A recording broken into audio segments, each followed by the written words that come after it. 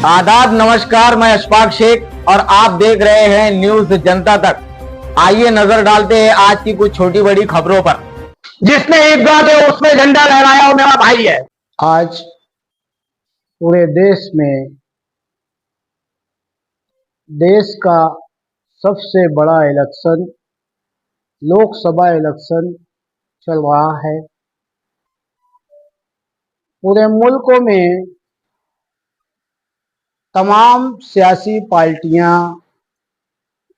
अपने अपने उम्मीदवार के लिए हर मुमकिन जद्दोजहद कर रही है, लेकिन जो संविधान बचाने का, कानून बचाने का और जिस पार्लियामेंट के अंदर पूरे मुल्क की जमहूरियत के लिए यकसा हो के काम करने का ऐलान करने वाला ऐसा पार्लियामेंट, उसमें कहीं दूर तक मालेगांव शहर का नामो निशान नहीं दिखता। मालेगांव शहर में जो लोग उम्मीदवारी कर रहे हैं और जो साहब 2 टाइम से चुन के आ रहे हैं भारी अक्सरियत से, उन्होंने 2016 में national highway 6 line service road की मंजूरी का ऐलान किया था। मड़माड़ चौपुल्ली से लेकर के 40 गांव फाटे तक कि तुरंत ये काम होगा। तब से लेकर के आज तक 40 गांव फाटे से लेकर मड़माड़ चौपुल्ली तक 300 से ज्यादा मेरे हिंदू मुस्लिम भाई जो सर्विस रोड ना होने की वजह से, 6 वे ना होने की वजह से अपनी जान गंवाए, इसका जिम्मेदार कौन? डॉक्टर भामरे ने ऐलान किया था कि हमने इतना फंड लाया है, ये काम शुरू हो रहा है। तो क्या धूलिया लोकसभा के वो 300 से ज्यादा लोगों की जिनकी मौत भई है, तमाम हिंदू मुस्लिम की, उसकी जिम्मेदारी कौन लेगा? मालेगांव शहर में, पूरे देश में कोरोना की महामारी फैली। डॉक्टर सुभाष भामरे पेशे से डॉक्टर है और एक डॉक्टर जब अपनी डिग्री लेता है तो एक कसम खाता है कि वो इंसानियत के लिए काम करेगा, इंसानों की जान बचाने के लिए काम करेगा, वो दुनिया के किसी भी मजहब का, किसी भी धर्म का हो। लेकिन अफसोस, मिस्टर सुभाष भामरे ने खासदार रहते हुए धूलिया लोकसभा के, उन्होंने ऐलान किया, सबसे पहले ऐलान किया कि मालेगांव शहर के मरीजों को धूलिये में ना आने दिया जाए। मालेगांव के शहर के मरीजों से मुराद तमाम हिंदू मुसलमानों को ना आने दिया जाए। ऐसा खासदार हमारा, जिसने इंसानियत का खून किया, उन्होंने मालेगांव शहर की आवाम का सवाल है उनसे कि अल्पसंख्याक का शहर, मालेगांव शहर अल्पसंख्याक का शहर है, माइनॉरिटी का शहर है। आपने इस शहर के लिए दुनिया भर की योजनाएं लागू है माइनॉरिटी के लिए, अल्पसंख्याक के लिए। आपने क्या कोशिश की, क्या लाया इस शहर के लिए? आप चाहते तो मालेगांव से धूलिया तक, धूलिया से सटाना तक दुल्हन बना देते, लेकिन आपने क्या किया? ये मालेगांव शहर के नहीं, धूलिया लोकसभा के हर कैंडिडेट का आपसे सवाल है।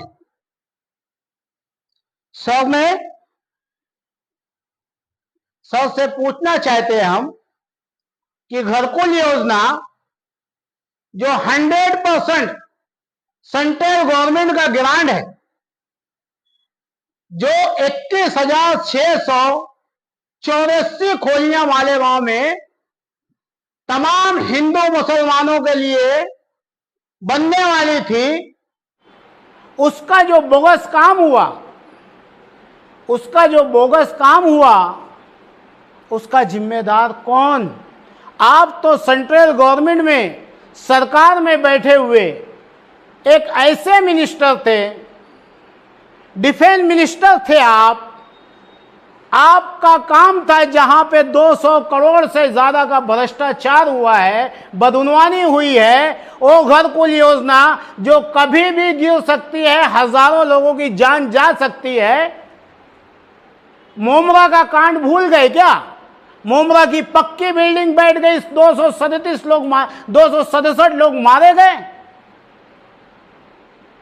जो 100% सरकार की योजना आज सड़ रही है, कुत्ते लौट रहे वहां पे, तो मिस्टर सुभाष भामरे, आपने इस 200 करोड़ की बदउनवानी, हमने आपको लेटर दिया कि यहां पे भ्रष्टाचारी हो रही है, आपने लोकसभा में, आपने पार्लियामेंट में आवाज क्यों नहीं उठाई? आपने सरकार से डिमांड क्यों नहीं किया कि आप इसकी ईडी से जांच होनी चाहिए, जो इसके अंदर जो इस भ्रष्टाचारी में मुलव्विस है उनको जेल की सलाखों के पीछे डाला जाए? मालेगांव शहर में अनगिनत आप धूलिया लोकसभा के उम्मीदवार हो, धूलिया से सडाना तक, जहां तक हमारी हद है वहां तक आपने क्या किया? दूसरी चीज, मैं मालेगांव शहर की वही आवाम से कहना चाहूंगा, अल्पसंख्यक माइनॉरिटी की आवाम से कहना चाहूंगा कि सेकुलर उम्मीदवार, ये सेकुलर क्या है भाई? ये सेकुलर कौन है भाई? ये सेकुलर वो है क्या जो लाखों वोट आपकी लेता है और इलेक्शन के बाद 5 साल के बाद तक 5 साल तक आपको पूछने तक नहीं आता? ये सेकुलर उम्मीदवार है, इसे वोट दी जाए। मालेगांव शहर के मसाइल है, दुनिया के मसाइल है, उसे कौन हल करेगा? आप वोट दीजिए, दिल खोल के वोट दीजिए। मैं मालेगांव शहर के गैर मुसलमानों से अपील करता हूं कि घर के बुजुर्ग से लेके हर वो शख्स तक जिसकी पार्लियामेंट वोट आई है, वो घर से निकले और जाके अपनी वोट दे, लेकिन सवाल तो करे कि मालेगांव शहर में एक हॉस्पिटल नहीं है, एक ऐसा हॉस्पिटल नहीं है कि ठीक से मेरी एक हामला बहन की डिलीवरी यहां हो सके। कहीं उन्हें धूलिया ट्रांसफर कर दिया जाता है, कहीं नासिक ट्रांसफर कर दिया जाता है। बच्चों के खेल कूद के मैदान नहीं है, अल्पसंख्यक का शहर है, यहां पे 2-2 डैमों से हमको पानी आता है, पानी की व्यवस्था नहीं है। किसी चीज की पावर लूम, एक बुनकरों का शहर है, उनके लिए कोई सब्सिडी नहीं है। आप अपना एक मुद्दा बनाइए, मुद्दा बना के और आपके सेकुलर उम्मीदवार को बताइए कि भाई साहब, ये हमारे शहर के मसाइल है, आज आप हो कल भाग जाओगे, इसकी क्या गारंटी?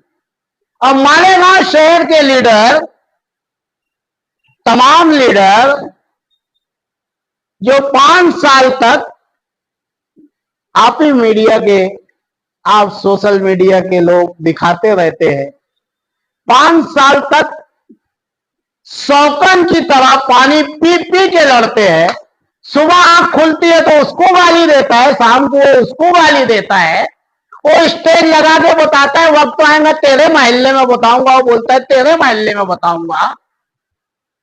इन सब की अचानक पार्लियामेंट इलेक्शन आने पे एक सुर में इनकी तोती क्यों बोलने लग जाती है कि सेकुलर उम्मीदवार को वोट दो, सेकुलर के नाम पे फिरका परस्तों से इनकी कोई बड़ी डील तो नहीं है? क्यों नहीं निकल गए थे ये घरों से? क्या ये लोग एक दूसरे को बिस्सी उठाने उठाने बोलने वाले खुद तो नहीं सबकी सब मिलके बिस्सी उठाने के चक्कर में थे? वो सेकुलर का दावा देने वाले वो इंडिया अलायंस के लोग महाराष्ट्र में 12 करोड़ 50 लाख से ऊपर की आबादी है, 30% से ज्यादा मुस्लिम आबादी है। इस सेकुलर लोगों को एक सेकुलर मुसलमान नहीं मिला 48 सीट में से एक। पूरे महाराष्ट्र में सिर्फ मुसलमानों की वोट लेने के लिए आप सेकुलर और टिकट देने के लिए हम फिरका परस्त, हम दहशतगर्द। आप पूछिए आज के उम्मीदवार से कि कल कभी 12 नवंबर जैसा मामला मालेगांव शहर में पेश आया तो कौन हमारे साथ खड़ा रहेगा?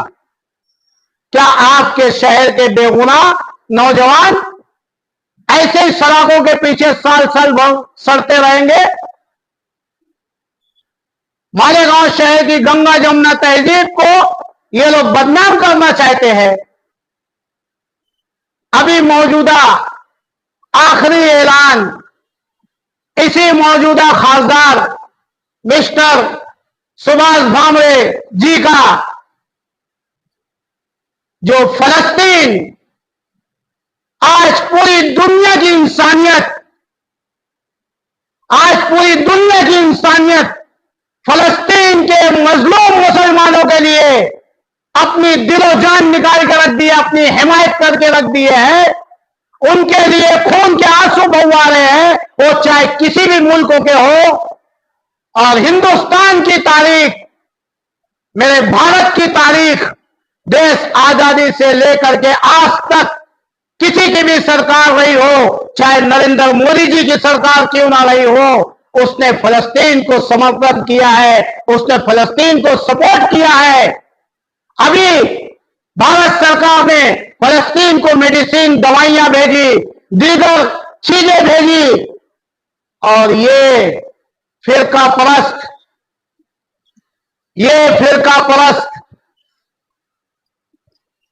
खासदार,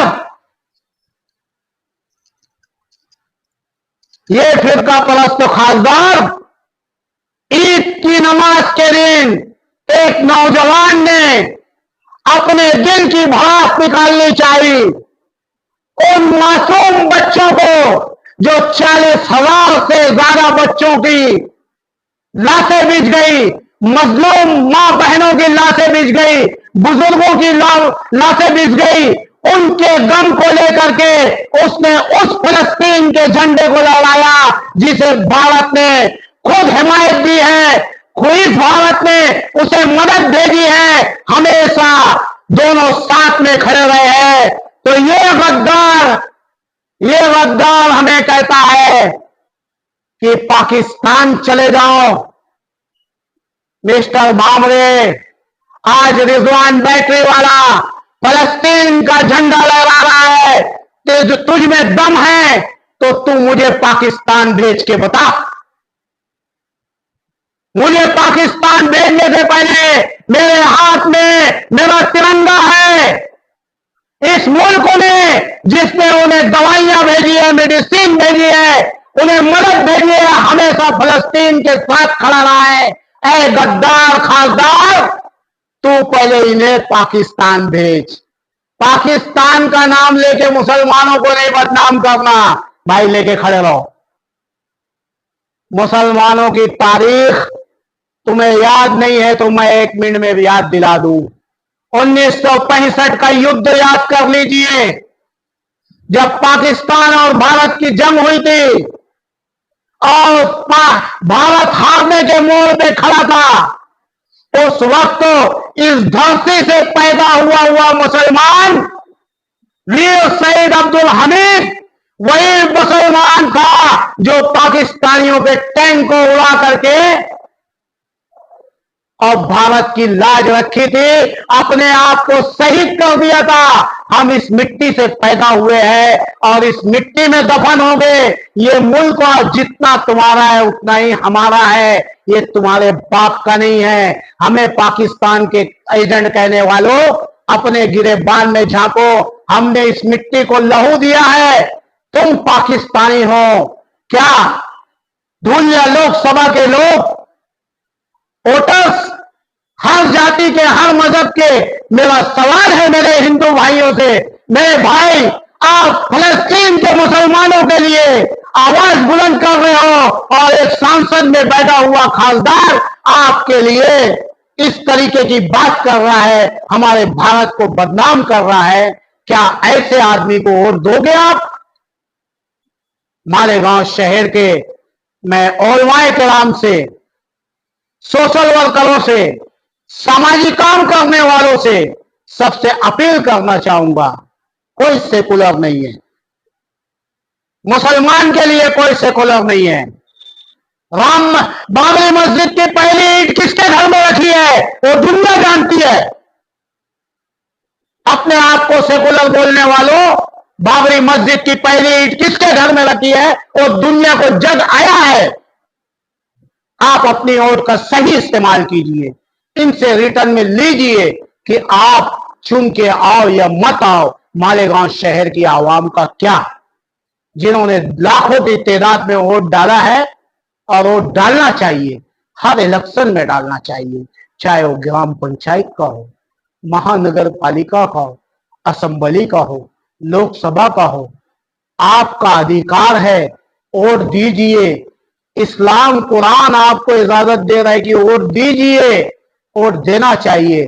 लेकिन मालेगांव शहर की आवाम इन सियासी चमचे दलालों से, जो आज संविधान और दस्तूर बचाने की बात कर रहे हैं, बैटरी वाला इनसे पूछ रहा है, भाई साहब 50 साल में तुमसे मालेगांव की रोड नहीं बनी रे भैया, मालेगांव की गटर नहीं बनी रे भैया, मालेगांव की रिजर्व जमीन, गार्डन की जमीन बेच के खाने वाले आप लोग हैं रे भैया।